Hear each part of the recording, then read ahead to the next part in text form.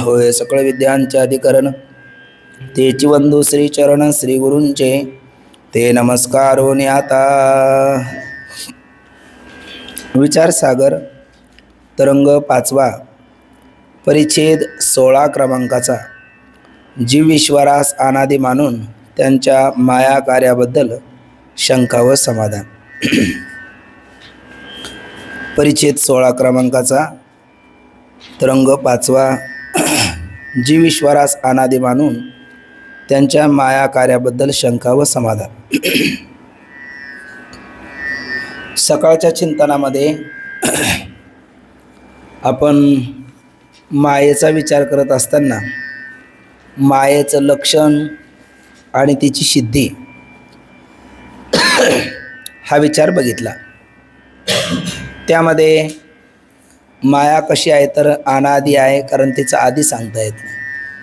अंतवती आहे, कारण ब्रह्मज्ञानाने तिचा अंत होतो, बाध होतो। ती सताहून विलक्षण काय आहे तर ब्रह्मज्ञानाने बाधित होते म्हणून, आणि असतोन विलक्षण काय तर तिने अवस्थेतीची प्रतीती येते म्हणून। अशा पद्धतीने आणि ती विलक्षण का तर सता ती बसत नाही, अर्थात अनिर्वचनीय मिथ्या ही माया आहे। आणि या मायेबद्दल 3 मतं पाहिलीत, एक सांख्यमत, 2 वेदांत मत आणि 3 भामती निबंधकार वाचस्पती मिश्रांचं मत। सांख्यमतात माया स्वतंत्र मानलेली आहे, पण हे मत श्रुती युक्ती अनुभूतीने खंडित आहे। नंतर वाचस्पती भामती निबंधकार यांच्या मते जीव आश्रया आणि ब्रह्मविषय हा पक्ष आहे, पण जीवाच्या आश्रित आज्ञाने एक मानलं तरीही अनिर्मोक्ष प्रसंग येतो आणि मोक्ष साधनाला व्यर्थत्व येतं। आणि जीवाच्या आश्रित आज्ञांना नाना मानलं तरी अनिर्मोक्ष प्रसंग येऊन मोक्ष साधनाला व्यर्थत्व येतं। याचा अर्थ जीवाच्या आश्रित आज्ञाने एक माना किंवा नाना माना, अनिर्मोक्ष प्रसंग येऊन मोक्ष साधनाला जर व्यर्थत्व येत असेल तर जीवाच्या आश्रित आज्ञांना मानताना ते ब्रह्माच्या आश्रित मानणंच चांगलं आहे। मग ब्रह्माच्या आश्रित म्हणजे स्वाश्रया स्वविषय हा पक्ष योग्य आहे, कारण त्या मताने बंधमोक्षाची प्रतीतली येणाऱ्या जगताची संगती व्यवस्थित लागते। असा विषय आपण सकाळी बघितला। आणि आपण शेवटी बघितलं स्व म्हणजे ब्रह्म, ब्रह्माच्या आश्रित ही माया आहे। आणि मायेचा आणि ब्रह्माचा कोणता संबंध म्हटला आपण? कल्पित संबंध, म्हणजेच आध्यासिक तादात्म्य संबंध। आणि त्या आध्यासिक तादात्म्य संबंधापासून जीव ईश्वर जगत याची उत्पत्ती होते। मग ब्रह्म अनादि, त्याच्या आश्रय असणारी माया ही अनादि, आणि जीव ईश्वर सुद्धा माया कार्य असून ते काय आहेत? अनादि। असं ज्या वेळेला बोलतात श्री गुरुदेव, त्यावेळेला या 16व्या परिच्छेदाच्या आरंभी पूर्व पक्षाच्या भूमिकेमध्ये शिष्य शंका करतो, जीव ईश्वर नेमके अनादि का कार्य, अशी शंका आहे। म्हणजे जीव ईश्वराला जर कार्य म्हणत असाल, मायेचं कार्य जर जीव ईश्वर असेल तर त्याला अनादि म्हणू नका, आणि अनादि म्हणत असाल तर कार्य म्हणू नका, कारण अनादि आणि कार्य या 2 विरोधी गोष्टी आहेत। अनादि असेल तर कार्य कसं, कार्य असेल तर अनादि कसं? या बोलण्याने वदतो व्याघात नावाचा दोष येतो। ब्रह्मचारीचे मम पिता, वंद्याचे मम माता। तुमचे वडील म्हटले माझे वडील ब्रह्मचारी आहे, आणि आपली आई मातोश्री म्हणले आमच्या मातोश्री या वंद्या आहेत। मग आपले वडील जर ब्रह्मचारी, मातोश्री जर वंद्या असेल तर आपला जन्म सिद्ध होईल का? म्हणजे वदतो व्याघात आपल्याच बोलण्याने आपणच खंडन करणं। जीव ईश्वर जर मायेचं कार्य असेल तर कार्य जो पदार्थ आहे तो अनादि नसतो, तो साधी असतो। मग जीव ईश्वर जर कार्य असेल तर अनादि नाही, आणि अनादि असेल तर कार्य नाही। आणि अनादि असून कार्य म्हणत असाल तर पहिला दोष येतो वदतो व्याघात नावाचा दोष, दुसरा येतो पूर्वपार विरोध नावाचा दोष। म्हणजे त्यांना माया कार्य म्हणायचं, पुन्हा अनादि म्हणायचं, कारण अनादि असेल तर कार्य नाही, म्हणजे पूर्वपार विरोध नावाचा किंवा प्रकरण असंगती नावाचा दोष येतो। प्रकरण चालू कशाचं आहे? अनादीचं। मग कार्य म्हणत असेल तर अनादि म्हणू नका, आणि अनादि म्हणत असेल तर कार्य म्हणू नका, म्हणजे प्रकरण असंगती, पूर्वपार विरोध नावाचा दोष किंवा वदतो व्याघात नावाचा दोष येतो। म्हणून जीव ईश्वर नेमकं कार्य आहे का अनादि आहे, अशी काय आता शंका आहे। आपण लगेच शंका वाचू। काय म्हणतो बघा शिष्य म्हणतो, महाराज 16व्या परिच्छेदामध्ये इतक्यात आपण सांगितले की जीव ईश्वर भाव हे काय आहेत? अज्ञानाची कार्य आहेत। आणि आता पुन्हा असे सांगता की जीवेश्वर हे काय आहेत, अनादी आहेत. पण जे कार्य असते ते अनादी नसते, त्यास केव्हा तरी उत्पत्ती असते. आणि केव्हा तरी उत्पत्ती ज्याला आहे त्याला अनादी म्हणताच येत नाही. अनादी त्यालाच म्हणतात ज्याचा आधी आरंभ उत्पत्ती सांगताच येत नाही, त्याला काय म्हणतात, अनादी. आणि जीवेश्वर जर अनादी असेल तर त्यांना माया कार्य म्हणू नका, आणि माया कार्य म्हणत असेल तर त्यांना अनादी म्हणू नका. जे कार्य असते ते अनादी नसते, कारण त्यास केव्हा तरी उत्पत्ती असते. जर जीवेश्वरी अज्ञानाची कार्य आहेत, म्हणजेच मायेची कार्य आहेत, तर त्यांना उत्पत्ती मानली पाहिजे. आणि जर उत्पत्ती मानली तर त्यास अनादी म्हणता कसे? ठीक ना? अशी काय आहे, शंका आहे. थोडक्यात अनादी म्हणत असेल तर कार्य म्हणू नका, कार्य म्हणत असेल तर अनादी म्हणू नका. तुम्ही अनादी म्हणता पुन्हा कार्य म्हणता, हे कसं? अशी काय आहे, शंका. तो गुरुदेव म्हणतात आमचं बोलणं बरोबर आहे, जीवेश्वर अनादी आहे हेही बरोबर आहे, आणि ते कार्य आहे हेही बरोबर आहे. मग कसं ते आपण पटवून द्या. तर त्यावेळेला गुरुदेव त्याला बोलतात, ही मृत्तिका आहे आणि हा घट आहे. मृत्तिकेपासून कोण निर्माण झाला? घट निर्माण झाला. त्यांच्यामध्ये कार्य कोण, कारण कोण? मृत्तिका कारण आहे आणि घट कार्य आहे. पण कार्यकारण भाव त्यांच्यामध्ये वास्तव आहे, म्हणून हा घट कार्य आहे तर काय नाही, अनादी नाही. कार्य आहे तर कारण नाही, कारण आहे तर कार्य नाही, हेही बरोबर आहे. पण तूर्त आपला अनादीबद्दल प्रश्न असल्यामुळे हा घट कार्य आहे तर काय नाही, अनादी नाही. आणि अनादी आहे तर काय नाही, कार्य नाही. ब्रह्म अनादी आहे म्हणून कार्य नाही, घट कार्य आहे म्हणून अनादी नाही. मग जीवेश्वर जर घटाप्रमाणे कार्य असेल तर काय काय नसावे, ते अनादी नसावे. आणि अनादी असेल तर कार्य नसावे. आणि अनादी प्लस कार्य म्हणत असाल तर वदतो व्याघात नावाचा दोष होतो. गुरुदेव म्हणतात मृत्तिका आणि घटामध्ये कार्यकारण भाव वास्तव आहे. मृत्तिका आणि घटामध्ये कार्यकारण भाव कसा आहे, वास्तव आहे, सत्य आहे. मृत्तिका कारण आहे, घट कार्य आहे, म्हणून ज्या वेळेला घट कार्य आहे त्यावेळेला तो अनादी नाही, हे बरोबर आहे. पण मृत्तिका आणि घटामध्ये जसा कार्यकारण भाव वास्तव आहे तसा अज्ञानामध्ये जीवेश्वरामध्ये तसा कार्यकारण भाव मृत्तिकेप्रमाणे आणि घटाप्रमाणे नाही. म्हणून ते कार्य असून अनादी आहे आणि अनादी असून देखील कार्य आहे. तो म्हटला हे काय बोलणं आम्हाला कळालं नाही. तो गुरुदेव म्हणतात आता हा काय आहे, कल्पना करा हा घट आहे, ठीक ना? आणि या घटामध्ये जी पोकळी आहे त्याला काय म्हणतो आपण, घटाकाश. हा मठ आहे आणि या मठामध्ये जी पोकळी तिला म्हणतो आपण मठाकाश. आणि बाहेरचं जे व्यापक आहे आकाश त्याला म्हणतो आपण महाकाश, बरोबर? मग या घटाने घटाकाश या संज्ञेला जन्माला घातलं का घटातल्या आकाशाला जन्माला घातलं? संज्ञेला जन्माला घातलं, घटातल्या आकाशाला नाही. त्याचप्रमाणे या मठाने मठाकाश या संज्ञेला जन्माला घातलं का मठातल्या आकाशाला जन्माला घातलं? संज्ञेला जन्माला घातलं. मग संज्ञा रूपाने पाहिलं ते साधी उत्पत्तीवान नाही झालं का? घटाची उपाधी लागली म्हणून घटाकाशी संज्ञा, मठाची उपाधी लागली म्हणून मठाकाशी संज्ञा, आणि बाहेरचं जे आकाश ते महाकाश. मग हा जो घट आहे तो याच्यातल्या पोकळीला जरी जन्माला घालत नसला तरी घटाकाश या संज्ञेला त्याने जन्माला घातलं की नाही? आणि हा मठ जरी या पोकळीला जन्माला घालत नाही तर मठाकाश या संज्ञेला जन्माला घालतो. आणि घट फुटला, अगा घटू जेवी फुटे, ते तिच्या आकाश लागे नीट वाटा लागे तरी भेटे हिरवी काय चुके, असं माऊली आक्षेपार्थाने विचारतात ज्ञानेश्वरीमध्ये. मग हा घट फुटला तर घटाकाशाचा नाश झाला असं म्हणतो आपण. पण घटाचा नाश होतो का घटातल्या असणाऱ्या पोकळीचा म्हणजे आकाशाचा नाश होतो? घटाचा नाश होतो. मग इथे विशेषण घट आहे, विशेष आकाश आहे आणि विशिष्ट घटाकाश आहे.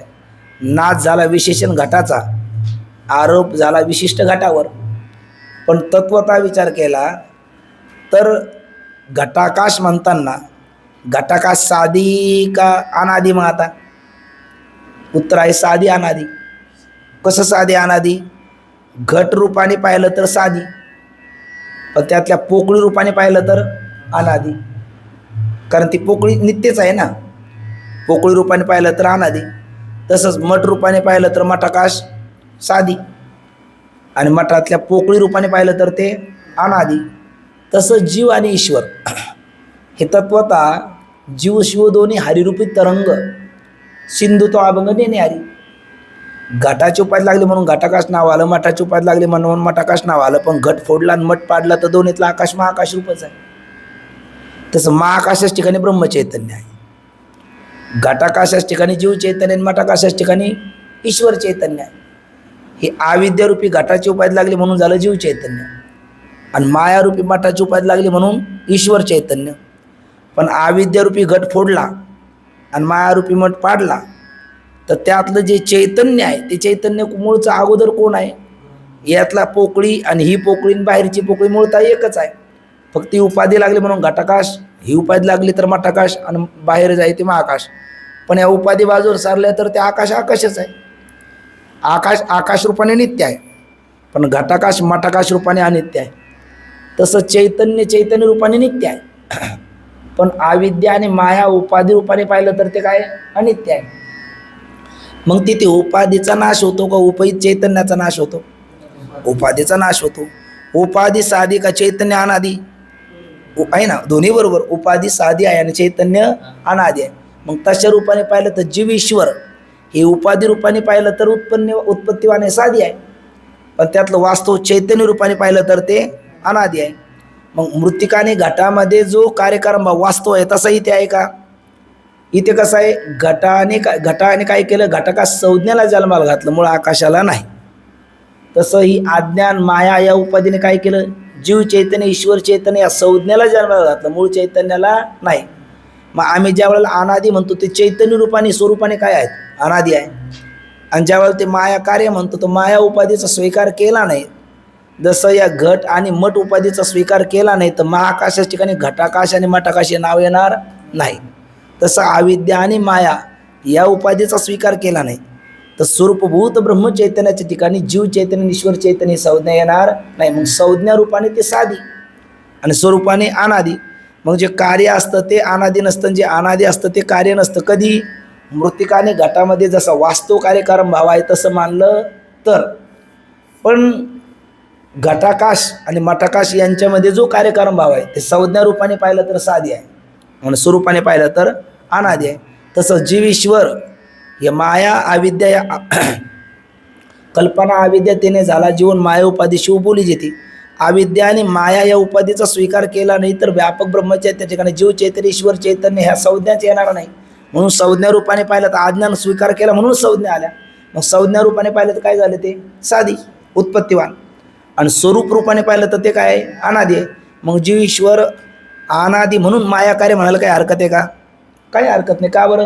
कारण मायाचा स्वीकार केला नाही तर व्यापक चैतन्य ठिकाणी जीव ईश्वरी संज्ञा येत नाही. जसा घट आणि मठ या उपाधीचा स्वीकार केला नाही तर महाकाशाच्या ठिकाणी घटाकाश मठाकाशी नाव येत नाही या रूपाने. असं उत्तर गुरुदेवाने दिलं. ठीक ना?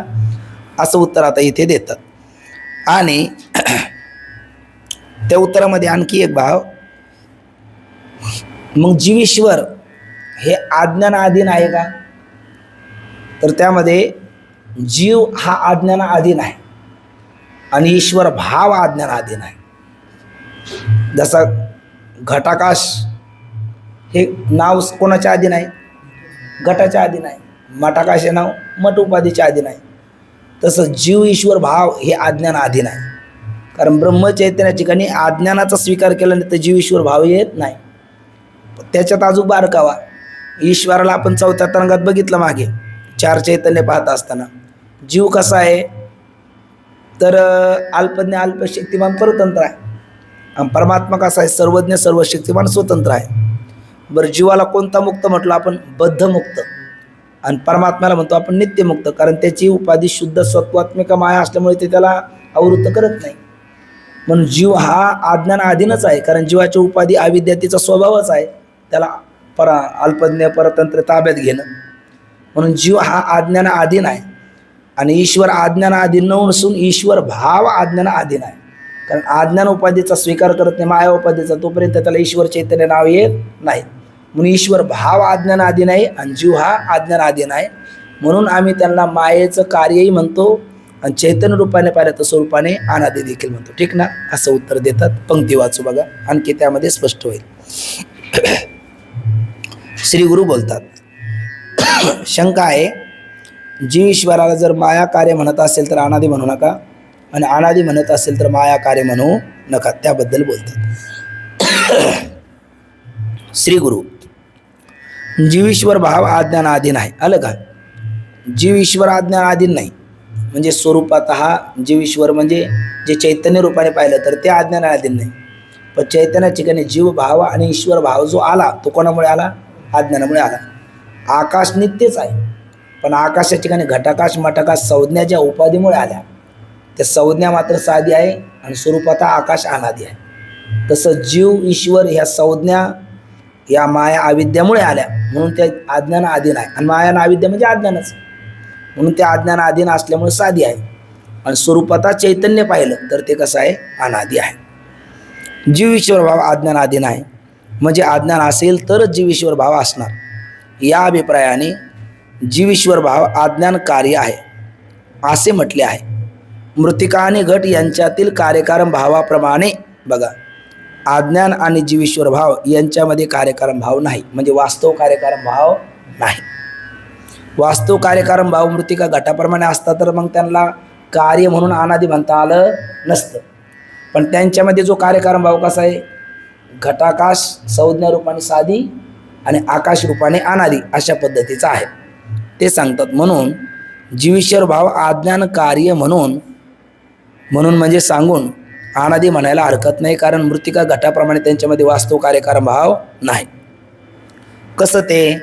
शुद्ध ब्रह्म आश्रित असणाऱ्या अज्ञानासच जीव आपला शुद्ध ब्रह्म आश्रित असणाऱ्या अज्ञानाचा जीव आपल्या ठिकाणी अभिमान धरतो.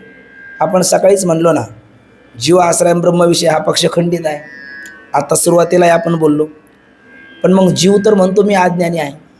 तर आपण बोललो गाडी बैल ते बैलच ओढतात, पण त्या साठ्याखाली सावलेला चालणारा जो ग्रामशिव आहे त्याला त्याचं तादात्म्य घेतो. तसं अज्ञान कोणाच्या अधीन आहे? ब्रह्माच्याच अधीन आहे. कोणाच्या आश्रित आहे? ब्रह्माच्याच आश्रित आहे. पण अविद्या उपाधिक असणारा जीव त्याचं काय करतो? तादात्म्य घेतो. ते वाक्य बोलताना म्हणतात, शुद्ध ब्रह्म आश्रित असणाऱ्या अज्ञानाचा जीव आपल्या ठिकाणी अभिमान धरतो आणि म्हणून तो काय म्हणतो? मी अज्ञानी आहे. अशी त्याला काय होते? प्रतीती नाम अनुभूती येते. वरील विवेचनावरून शुद्ध ब्रह्मच अज्ञानाचे काय आहे? अधिष्ठान आहे. म्हणजे शुद्ध ब्रह्माच्या ठिकाणीच अज्ञान राहतं व विषय सुद्धा कोण आहे? शुद्ध ब्रह्मच आहे. म्हणजे ते शुद्ध ब्रह्माच्याच आश्रित अज्ञान राहतं आणि त्यालाच ते विषय नाम आच्छादित करतं. जसं की मृदंगाची विण्याची खोळ ती त्याच्याच आश्रित राहून त्याला झाकते, त्याप्रमाणे ज्या अंतकरणाच्या ठिकाणी ज्ञान होते. आता हे ब्रह्माश्रित अज्ञान मानून बंध मोक्षाची संगती सांगते. जीवाच्या आश्रित अज्ञान एक मानलं किंवा नाना मानलं तरी अनिर्मोक्ष प्रसंग येत होता आणि मोक्ष साधनाला व्यर्थत्व येत होतं. मग ब्रह्माच्या आश्रित जर अज्ञान मानलं एक, तर बंधमोक्षाची संगती लागते का? हो लागते. कारण ज्याचा अज्ञान निवृत्त होईल तो मुक्त, ज्याचा अज्ञान निवृत्त होणार नाही तो बद्ध. बरं, ज्याचा अज्ञान त्यालाच निवृत्त करायला लागेल, दुसरा करणार नाही. इथे आपुले आपण करा सोडवण, संसार बंधनं तोडावेगी. एकमेकास सहाय्य करू. स्वयंपाक करण्याच्या बाबतीत एकमेकास सहाय्य करू, सामुग्री आणण्याच्या बाबतीत एकमेकास सहाय्य करू, अगदी ताट वाढण्यापर्यंत एकमेकास सहाय्य करू. पण जेवण आपले आपणच करू, नाहीतर पोट नाही भरणार. ज्याचं त्याला जेवण करावं लागणार तिथपर्यंत ठीक आहे, सहाय्य करू. तसं पाठापर्यंत सहाय्य करणं, गुरुने पाठ सांगेपर्यंत सहाय्य करणं, पण ते ज्ञान आपल्यालाच करून घ्यावं लागेल आणि आपलीच मुक्ती आपल्याला मिळवावं लागेल. तिथे दुसरा आपल्याला बंधनातून मुक्त करू शकत नाही. फक्त रस्ता आपल्याला मार्ग दाखवतो, पण मार्गावरनं चालावं मात्र आपल्यालाच लागतं. तसं गुरु असेल, शास्त्र असेल, परमात्मा असेल, आपल्यावर मार्ग दाखवतील, पण चालणं शेवटी आपल्याला आहे. म्हणून म्हणतात, ज्या अंतकरणाच्या ठिकाणी आपलं ज्ञान होते त्या अंतकरण अवच्छिन्न चैतन्याच्या ठिकाणी असणाऱ्या अज्ञानाची काय होईल? निवृत्ती ज्ञानाने झाली म्हणजे तो जीव मुक्त होतो. आणि ज्याच्या अंतकरणात ज्ञानच होत नाही, कारण त्याने श्रवण आदी केलं नसेल, तर मग ते त्या अज्ञानांश आणि त्या अज्ञानांशाचं कार्य बंदही राहतो. या रीतीने एक अज्ञान पक्षामध्ये सुद्धा ते अज्ञान कोणाच्या आश्रित? ब्रह्माच्याच आश्रित. आणि विषय सुद्धा कोणाला करतं? ब्रह्मालाच करतं. मग जीवाला काय वाटतं? मी अज्ञानी आहे. जीव त्याचं तादात्म्य घेतो म्हणून. म्हणून मग तुकोबराने किती आपल्याला सोपं करून सांगितलं. सकाळी प्रमाण बोलू ना, मुक्त होता परी बळे झाला बद्ध, आणि घेऊन या छंद माझे माझे. ते अज्ञान कोणाचे, कोणाच्या ठिकाणी? ब्रह्माचे, ब्रह्माच्या ठिकाणी. पण याने घेतलं तादात्म्य माझे. माऊली म्हणतात ना, आपणच विवणी दुहिता ममन म्हणे पिता, तू सुटी की प्रतिग्रहिता जावा ईश्रिके. जन्म कोणी दिला त्या बापाने, लहानचं मोठं केलं कोणी त्याने, लग्नाचा खर्चही केला कोणी त्याने. पण अक्षता प्रताक्षणी कन्यादान ओतत असताना तो म्हटला इदम न मम, सुटला बिचारा. आणि याचा तिच्याशी काही एक संबंध नव्हता. बरं, अक्षता सुद्धा याच्या डोक्यावर पडल्या असं नाही, अनेक जणांच्या डोक्यावर पडल्यात. पण तादात्म्य घेतलं याने इदम मम. मग तिचं अर्धं डोकं दुखलं तर याचं सगळं दुखतं, आपले मारुती बाबा सांगत असतात. आणि सगळं, याची पॅन्ट फाटली तरी चालेल पण तिची साडी फाटू देता का म्हणा. स्वामींचं वाक्य, जे त्या रोटीन मेल्या माती त्याला पुरवावी लागते, नाही तर मग ती याला पुरते, आहे ना. म्हणजे ह्या सगळं का घाल, फक्त तादात्म्य आहे हे आपल्याला व्यवहारात दिसतं. तसंच इथलं सुद्धा तादात्म्य आहे. त्या अज्ञानाचं जीवाने घेतलेलं तादात्म्य, त्यामुळे बद्ध झाला, खरा मुक्तच होता. आणि बंधा कालिपी बंधा भावा म्हणताना मुक्त होता परी त्यांनी ते बळच घेतलेलं तादात्म्य सोडलं का तो मुक्तच आहे. बंधनाचे नाही ठावे मामुक्त कासया म्हणावे. खरं तर बंधनच नाही तर मुक्त कुठून होईल. पण बंध घेतलेलं तादात्म्यच आहे, आणि मुक्त मग घेतलेलं तादात्म्य सोडणं म्हणजेच मुक्त होणं आहे. अशा पद्धतीचे विचार सांगताना म्हणतात, एकंदर जे अंतकरणात ज्ञानच होत नाही ते त्या अज्ञान अंशाने बंधही राहतो. या रीतीने एक अज्ञान पक्षामध्ये सर्व व्यवहाराची व बंध मोक्षाची व्यवस्था लागते. म्हणून एक अज्ञानवादच कसा आहे? चांगला आहे. एक अज्ञानवाद चांगला आहे म्हणजे स्वाश्रय सुविषय हाच पक्ष चांगला आहे. पण पुढे काय म्हणतात बघा, तथापि कोणास वाचस्पतीचेच मत पटत असल्यास तोही अद्वैत तत्वज्ञानाचाच उपाय आहे. एखादा म्हणेल नाही, अनुभवाचा आपला निश्चित करता येत नाही. मी म्हणतो मी अज्ञानी, म्हणजे अज्ञान राहिलं कोणाच्या ठिकाणी? जीवाच्या ठिकाणी. आणि मी काय जाणत नाही? ब्रह्म जाणत नाही, म्हणजे त्याने विषय कोणाला केलं? ब्रह्माला. आणि एक जीव नाना, अज्ञान नाना, अज्ञानकारी ईश्वर नाना, ब्रह्मांड नाना. ज्याला ज्ञान होईल त्याचं अज्ञान जाईल, अज्ञानकारी ईश्वर जाईल, ब्रह्मांड जाईल, तो मुक्त होईल. आम्हाला हाच पक्ष पडतो, काही हरकत नाही.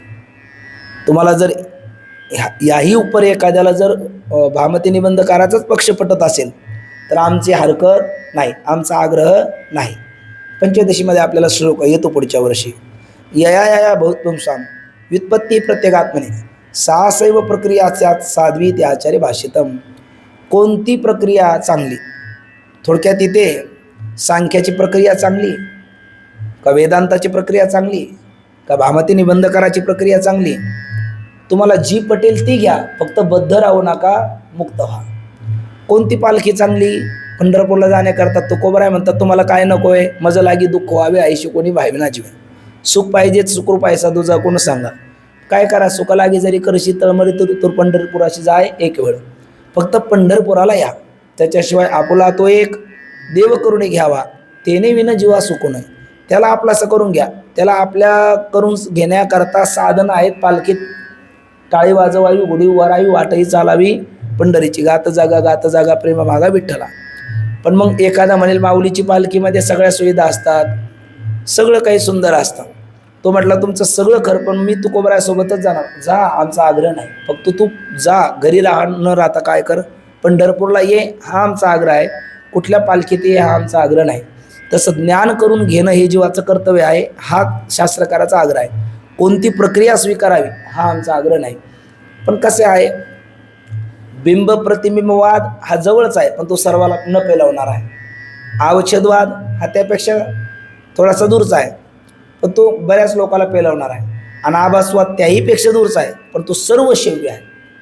मग ज्याला जी प्रक्रिया पेलवेल, जी जवळची वाटेल आणि आपल्या आत्मस्वरूपाचं ज्ञान होईल, त्याने ती प्रक्रिया स्वीकारावी. प्रक्रियेच्या बाबतीत आमचा आग्रह नाही. पण नरदेहाला आल्याच्या नंतर येण्याची शरीरा येणे सरे किंबहुना येर झारे शिरा पडे. आणि काही ज्ञान नाही कोठे, इतर योनीमध्ये सुविधा नाही. म्हणून ज्ञान तुम्ही प्राप्त करून घ्या, सुस्वरूपाचा बोध करून घ्या, हा आमचा आग्रह आहे. असं शेवटी 2 वाक्यामध्ये बोलताना म्हणतात. तथापि कोणास वाचस्पतीचेच मत पटत असल्यास तोही अद्वैत ज्ञानाचाच उपाय आहे. तो म्हणजे कोणता? जीव आश्रय आणि ब्रह्म विषया. म्हणून वाचस्पतीचे मत खंडन करण्यात आमचा आग्रह नाही. बुद्धेर फलम अनाग्रह असं वेदांताचं वाक्य आहे. कोणत्याही प्रकाराने का होईना जिज्ञासूस अद्वैत बोध होऊन तशी जिज्ञासूने बुद्धीची स्थिती करावी एवढाच आमचा हेतू आहे असो. बाबा ते स्वामींचे एक वाक्य सांगत असतात, कोंबडा कोणाचा का आरडेना, जाग येणं गरजेचं आहे. तसं प्रक्रिया तुम्ही कोणती घ्या, स्वस्वरूपाला जाणून घ्या, हा आमचा आग्रह आहे असं पंडित साधू निश्चलदासजी बोलतात.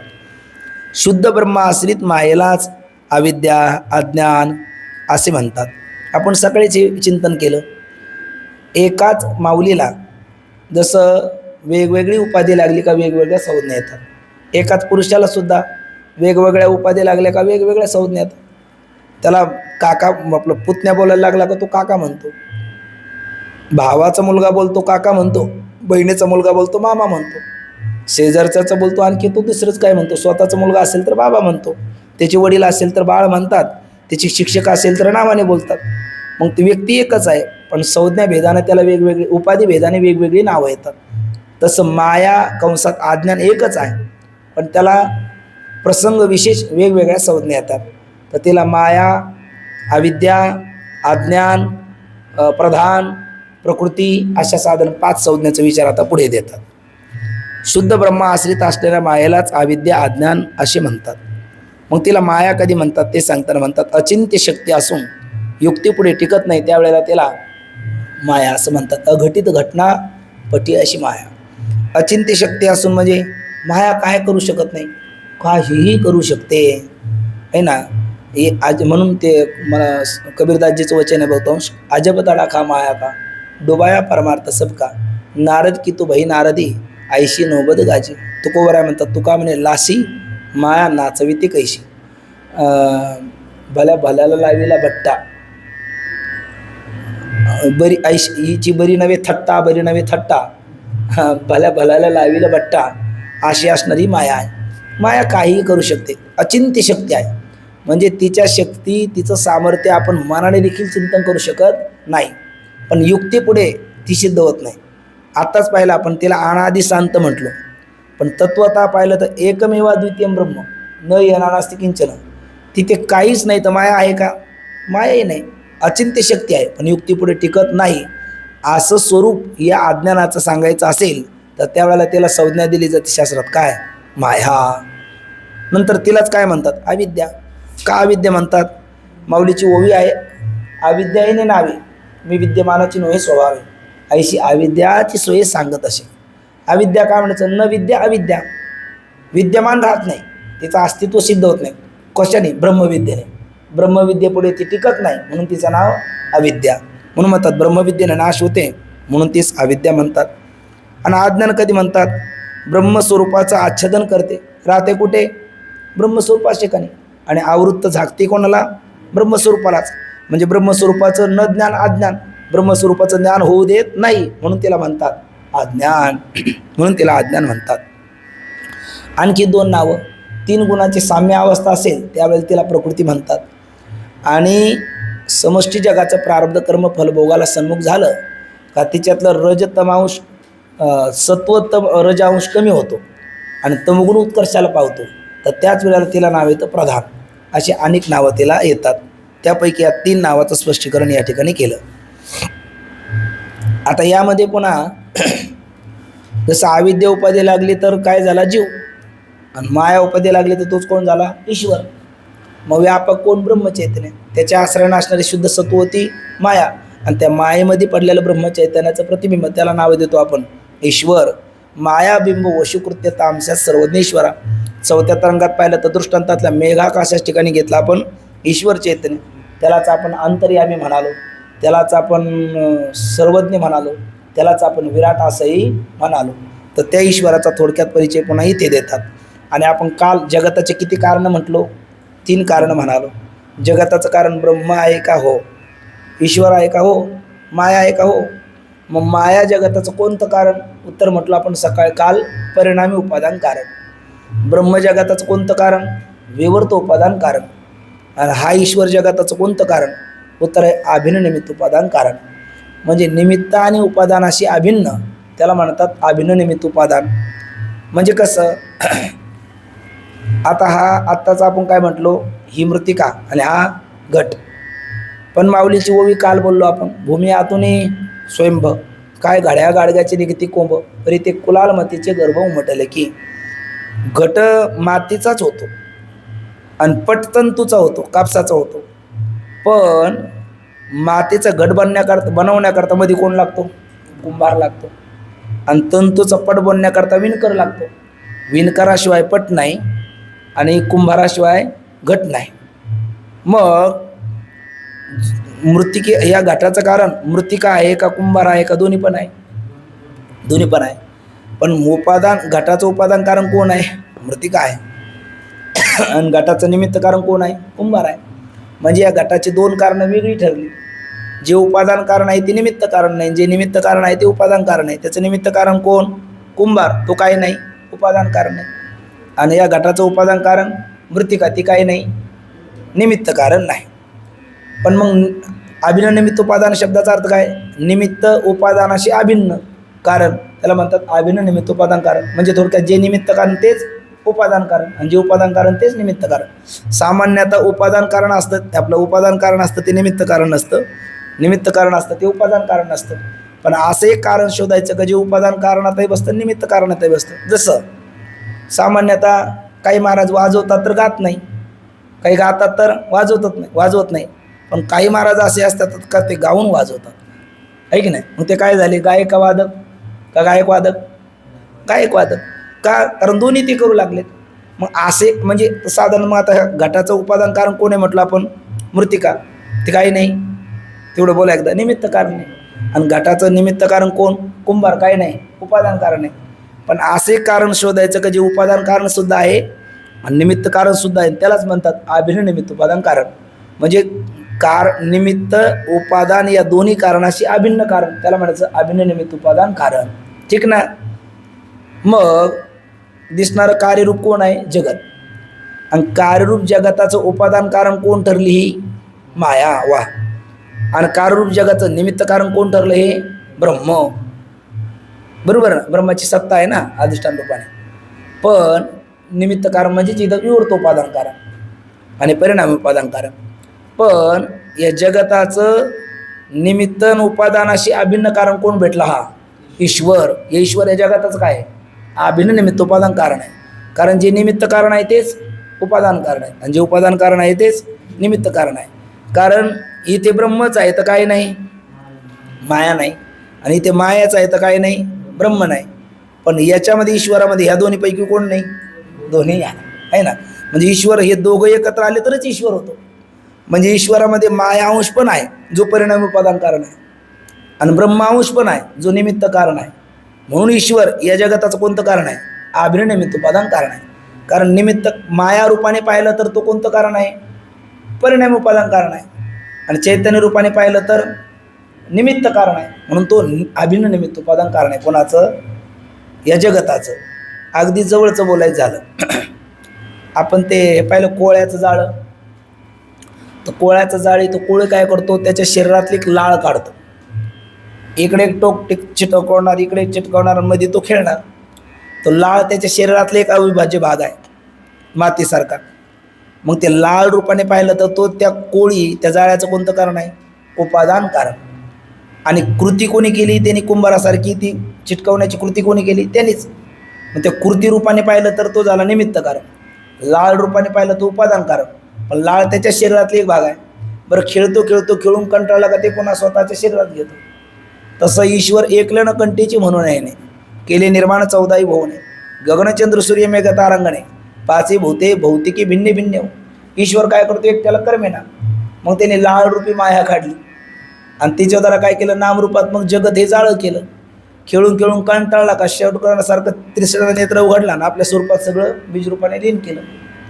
म्हणून तो कोळी त्या जाळ्याचं जसं अभिनय निमित्त उपादान कारण आहे, तसे नामरूपात्मक जगदंत पाती जाळ्याचं ईश्वरूपी कोळी अभिनय निमित्त उपादान कारण आहे. त्या जाळ्याच्याही जवळचं उदाहरण आपलं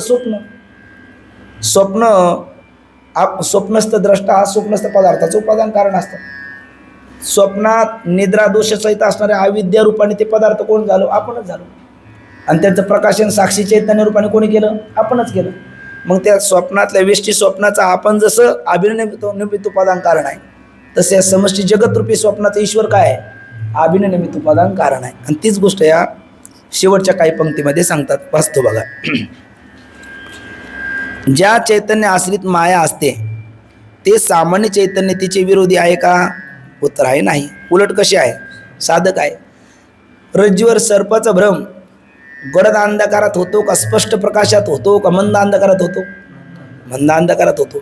त्यावेळेला आपल्याला दोरीचं अज्ञान असतं का ज्ञान असतं का ज्ञान अज्ञान असतं? ज्ञान अज्ञान असतं. हे काहीतरी आहे कळतं म्हणून भ्रम होतो का हे काहीतरी कळालं नसतं तर भ्रम झाला नसता? काहीतरी कळतं म्हणूनच भ्रम होतो. हे काहीतरी असं कळतं आणि नेमकं काय कळत नाही, त्यावेळेला भ्रम होतो. म्हणजे सामान्य ज्ञान त्या भ्रमाला साधक ठरलं का बाधक? सामान्य ज्ञान साधक ठरलं. तसं चैतन्याचं सुद्धा आहे हे सामान्य ज्ञान या जगतरूपी भ्रमाला काय होतं? साधक ठरतं. म्हणून ते म्हणतात बघा, ज्या चैतन्याश्रित माया असते ते कोणतं चैतन्य? सामान्य चैतन्य. आणि तिचे म्हणजे मायेचे काय नाही? विरोधी नाही. उलट कसं आहे? साधक आहे. हे जगत दाखवतं. माया किंवा माया कार्य पदार्थामध्ये अस्तित्व भातित्व प्रतीतीला येते. आता हे माया कार्यच आहे. आपण काय म्हणणार? हा पदार्थ आहे, हे अस्तित्व, हा दिसतो, हे भातित्व, हा आवडतो, प्रिय आहे, मोबाईलचं रक्षण करता म्हणजे प्रिय. याच्यातला अस्ति भाती प्रिय तो कोणाचा आहे? चैतन्याचा आहे. आणि कवर हे नाव आणि दिसणारे याचं रूप हे मायेचं आहे. आपण पहिल्या तरंगात पाहिलेलं आहे. 5च गोष्टी असतात: अस्ति भाती प्रिय नाम आणि रूप. त्यातलं नाम रूप कोणाचं? मायेचं. आणि अस्ति भाती प्रिय तो कोणाचं? ब्रह्माचं. तर त्यातलं जे अस्ति रूपाने चैतन्य सामान्य आहे आणि भातीप्रिय रूपाने ते विशेष आहे. ते सामान्य आहे ते भ्रांतीला साधक आहे आणि विशेष आहे ते भ्रांतीचं नाशक आहे. ते सांगताना बोलतात बघा, माया किंवा माया कार्य पदार्थामध्ये अस्तित्व भातित्व प्रतीतीस येते. ती शुद्ध चैतन्याचे आहे म्हणून ते कसे आहे? साधक आहे. तिचे विरोधी नाही. मग तिचे विरोधी वृत्तीमध्ये प्रतिबिंबित असलेले चैतन्य अगदी सोपं बघा. इकडे बघा, या केबलमध्ये वायरमध्ये इलेक्ट्रिक पॉवर करंट नाही का? आहे. पण मग हा अंधकार घालवेल काय? नाही. मग हा घालवणार नाही का? घालवेल. पण कधी? यालाच करंटला एक होल्डर जोडा आणि त्याला बल्ब जोडा आणि ती बल्बमधली ॲल्युमिनियमची तारमध्ये ही करंट गेलं का ती विद्युत काय होणार? सामान्य असणार, विशेष भावाला येणार आणि मग ती प्रकाश देणार. सामान्य आहे तोपर्यंत प्रकाश देणार नाही. तसं चैतन्य म्हणजे ज्ञान, त्याला आपलं कर्मरूपी होल्डर जोडा, त्याला शरीररूपी बल्ब लावा आणि त्यातली अंतकरणातली ॲल्युमिनियम रूपी तार, त्याच्यामध्ये ते सामान्य असणारं चैतन्य विशेष भावाला येतं अहम ब्रह्मास्मी रूपाने आणि मग ते अज्ञानरूपी अंधकार घालवतं. तोपर्यंत ते अज्ञानरूपी अंधकार घालवत नाही. ती गोष्ट सांगताना म्हणतात बघा, वृत्तीमध्ये प्रतिबिंबित असलेले चैतन्य किंवा चैतन्याला सहाय्य असलेली वृत्ती, वृत्तीमध्ये प्रतिबिंबित असलेले चैतन्य म्हणलं का पुन्हा इथं आला अवच्छेदवाद, आपला आभासवाद. वृत्तीमध्ये प्रतिबिंबित असलेले चैतन्य, आभासवाद आणि चैतन्याचं सहाय्य घेतलेली वृत्ती, इथे अवच्छेदवाद. ही अज्ञानाची विरोधी आहे. याप्रमाणे मायेच्या स्वरूपाचा निर्णय झाल्यावर त्या माया विशिष्ट चैतन्यालाच काय म्हणतात? मग ईश्वर. म्हणजे माया झाली विशेषण, चैतन्य झालं विशेष्य आणि माया विशिष्ट चैतन्य, त्याचं नाव आहे ईश्वर. हे मागे सांगितलेच आहे. मागे म्हणजे 4थ्या तरंगामध्ये मेघाकाश आणि ईश्वर चैतन्य, चार आकाश दृष्टांतात आणि 4 चैतन्य दाष्टांतामध्ये, हे मागे सांगितलेच आहे. आणि तो ईश्वर कसा आहे? सर्वज्ञ. मुंगी के पाव में घुंगरू बजे सो भी भगवान सुनताय. असा तो परमात्मा सर्वज्ञ आहे, कारण त्याला सर्व एकाच वेळेला तिन्ही काळातलं कळतं. जसं माऊली आपलं उदाहरण देतं, पायी काटा नेहटे ती व्यथा जीवी उमटे, तैसा पोळे संकटे पुढे लाचणे. आपल्याला पायात काटा टोचला तर आपल्याला मस्तिष्कात वेदना होतात की नाही? कारण का? अंतःकरण, अंत म्हणजे आतकरण म्हणजे ज्ञानाचं साधन, देहाच्या ज्ञानाचं साधन अंतःकरण आपल्या पूर्ण शरीरात व्याप्त आहे. त्यामुळे शरीरातल्या कुठल्याही भागात काही झालं तर आपल्याला तात्काळ कळतं. तसं ईश्वराची माया उपाधी सर्व जगात व्याप्त आहे. त्यामुळे जगातल्या कुठल्याही कोपऱ्यात काही झालं तरी त्याला कळतं. आपल्याला आपल्या शरीरातलं कळतं वेष्टी, आपल्याला आपल्या पिंडातलं कळतं, कारण पिंड हे आपलं शरीर आहे. त्याला ब्रह्मांडातलं कळतं, कारण ब्रह्मांड हे विराट ईश्वराचं शरीर आहे आणि त्याला सर्वत्र कळतं. म्हणून ईश्वराला काय म्हणतात? सर्वज्ञ. आणि आपल्याला आपलंच कळतं, तेही आजचंच कळतं मागचंही कळत नाही, पुढचंही कळत नाही, म्हणून जीवाला म्हणतात अल्पज्ञ आणि परमात्म्याला म्हणतात सर्वज्ञ. बघा म्हणून आणि तो ईश्वर सर्वज्ञ आहे, बरोबर ना. तो सर्वज्ञ ईश्वरच जगताचे कारण आहे. कोणतं कारण? बघा, उपादान आणि निमित्त या भेदाने कारणामध्ये किती प्रकार? 2 प्रकार. आत्ताच म्हणलो घटाचं उपादान कारण मृत्तिका आणि घटाचं निमित्त कारण कुंभार, असे कारण 2 झाले. पण पुढे बघा आता, उपादान व निमित्त भेदाने कारण 2 प्रकारचे आहे. जसा कोळी तो उरणनाभी, तो आपल्या जाळ्याला कोणतं कारण आहे? उपादान व निमित्त कारण असतो. त्याप्रमाणे हे जगतरूपी जाळ्याला ईश्वर कसा आहे? उपादान व निमित्त कारण आहे. माया प्राधान्याने उपादान कारण आणि चैतन्य प्राधान्याने निमित्त कारण, म्हणून तो कोणता झाला? अभिनिमित्त उपादान कारण. आणि ते उरणनाभी म्हणजे कोळी, ते उरणनाभीपेक्षाही म्हणजे उरणनाभी म्हणजे कोळी, खाली दिलेल्याच आहे टिप्पणीमध्ये. उरणनाभीपेक्षाही स्वप्नाचा दृष्टांत उत्तम आहे, कारण तो आपल्या अनुभवाचा आहे. स्वप्नातील पदार्थास उपादान कारण साक्षी चैतन्य आश्रित कोण? अज्ञान. आणि निमित्त कारण कोण आहे? चैतन्य. म्हणजे स्वप्नाचा अभिनिमित्त उपादान कारण कोण होतो? आपण, वेष्टी स्वप्नाचं. तसं यथा स्वप्न प्रपंचरूपी महिमा विजृंभिता तथा जागृत प्रपंचरूपी महिमा विजृंभिता. आपण जसं वेष्टी स्वप्नाचं अभिनिमित्त उपादान कारण आहे, तसं समष्टी जगतरूपी स्वप्नाचं ईश्वर काय आहे? अभिनिमित्त उपादान कारण आहे. म्हणून म्हणतात आणि निमित्त उपादान कारण चैतन्य आहे, त्याप्रमाणे ईश्वर ही सृष्टी निर्माण करतो. आता सृष्टीला केवळ कोण कारण नाही? ईश्वर कारण नाही. हे पुढचे 2 परिच्छेद अगदी 5-5 मिनिटामध्ये संपणारे आहेत आणि सोपे आहेत, आपण तेवढे घेऊ. म्हणजे हा आपलं एक परिच्छेद पूर्ण होईल. थोडंसं एकाग्र व्हा. तिकडला बाबांचा पुंडलिक वरदारी विठ्ठल, श्री ज्ञानदेव तुकाराम, पंढरीनाथ भगवान की जय, माऊली ज्ञानेश्वर महाराज की जय, जगद्गुरु तुकाराम महाराज, सद्गुरु जोग महाराज की